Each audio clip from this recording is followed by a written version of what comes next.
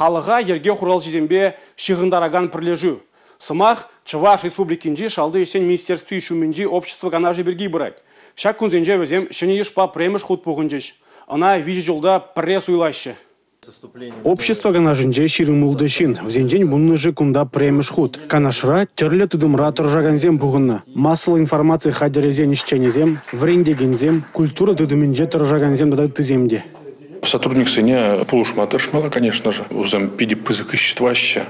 Эпте уже прямо щул общественный совет райшлемес, прямо щул анжахмар, нумажулу, а кунда чувашин дебун дюхне, на общественный совет кене был на Кайран, бурятин негушсан, бурятин деди, общественный совет ра, пайдах члене был на шанбада турбулушсан, кунда да узыка дакма пулдарап пыльзышладып.